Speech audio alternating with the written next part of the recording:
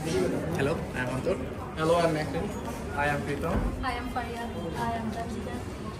We are here to talk about our project. It's called IoT-based real-time monitoring system. So, এখানে আমাদের যেখানে first সেন্সরটা দেখতে পাচ্ছেন এটা হচ্ছে ম্যাক্স 30100 সেন্সর। সো এইখানে আমি যখন আমার ফিঙ্গারটা দেই এখানে রিডিংটা দেখাচ্ছে, এখানে দুইটা রিডিং দেখাচ্ছে, একটা হচ্ছে আমাদের হার্ট মিটারের রিডিংটা আর একটা হচ্ছে আমার ব্লাড অক্সিজেন রিডিংটা। আরেকটা সেন্সর আমরা ইউজ করতেছি সেটা হচ্ছে DS18B20 one wire sensor. So এটার মাধ্যমে টেম্পারেচার মেজার করতে করা যাবে।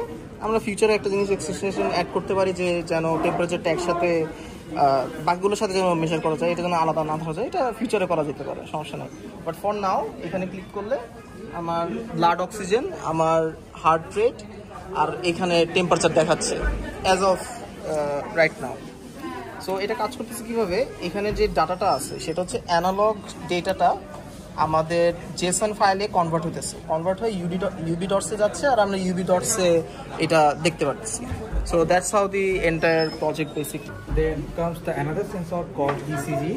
ECG basically আমাদের ECG measure করে, যেটার অ্যানালগ পিনটা এই node MCU তে connected. Then the reading is showing here. You can see, and that's it.